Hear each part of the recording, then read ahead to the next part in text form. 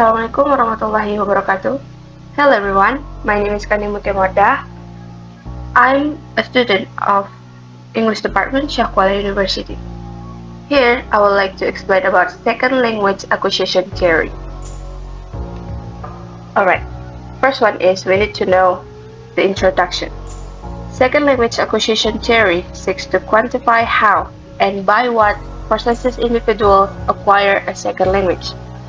And then the predominant theory of second language acquisition was developed by the University of Southern California's Stephen Krashen.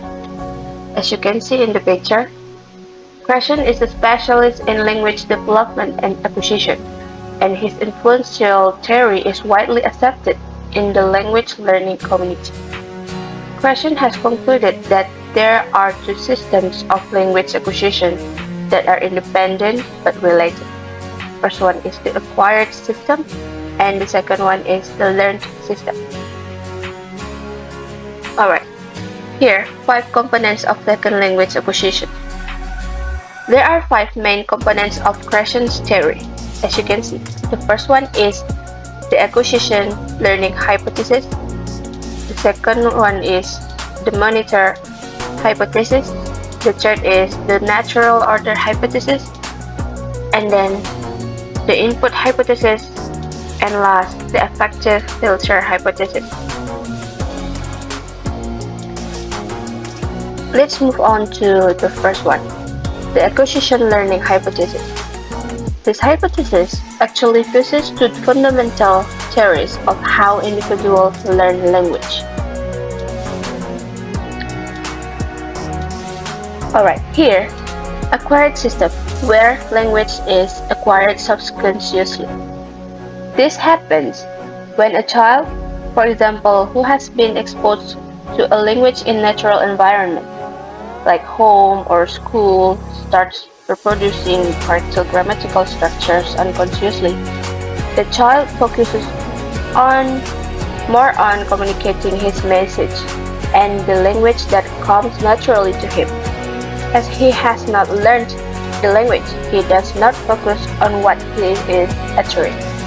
Acquisition of a language only happens when a child can understand the message in the second language. And then the second one is the learned system, where an individual learns a language through formal instruction in a classroom setup. Here, the focus is on learning the rules of grammar and being conscious of the process through which they understand the form of the language. Alright, here the second one is the monitor hypothesis. The monitor hypothesis seeks to elucidate how the acquired system is affected by the learned system. And when second language learners monitor their speech, they are applying their understanding of learned grammar to edit, plan, and initiate their communication.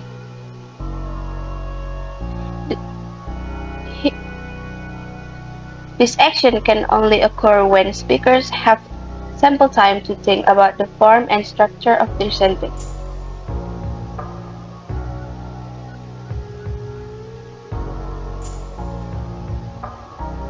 There are 2 specific conditions needed to use monitor.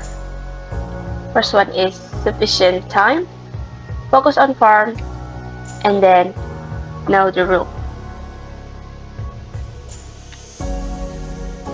And the third one, the natural order hypothesis. This hypothesis argues that there is a natural order to the way second language learners acquire their target language.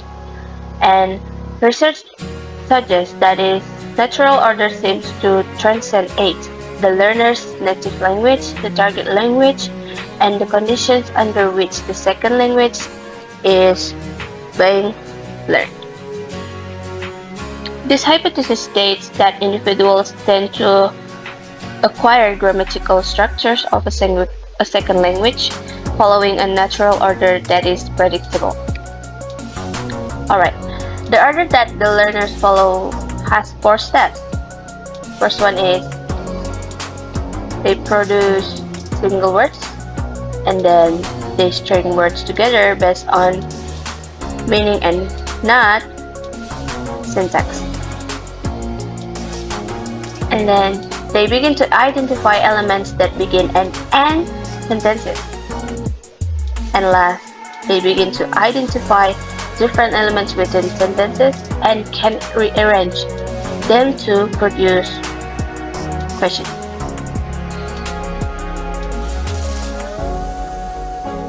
And the fourth one is the input hypothesis. This hypothesis seeks to explain how second language are acquired. In its most basic form, the input hypothesis argues that learners progress along the natural order only when they encounter second language input that is one step beyond where they are in the natural order.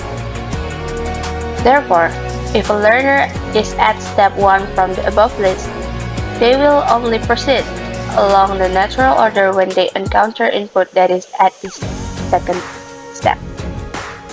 Alright, the last one is the affective filter hypothesis. This hypothesis describes external factors that can act as a filter that influences acquisition. These factors include motivation, self-confidence, and anxiety. Lower levels of motivation and confidence will hinder the process of subconscious language acquisition.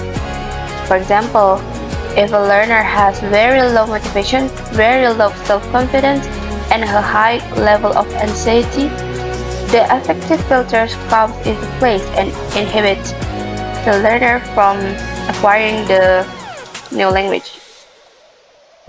Students who are motivated, confident, and relaxed about learning target language have much more success acquiring a second language than those who are trying to learn with the affective filter in place. So, in the end, what all theories of language acquisition are intended to account for is the ability of human learners to acquire language within a variety of social and instructional environments. Alright, that's all for me. Thank you for your attention. Assalamualaikum warahmatullahi wabarakatuh.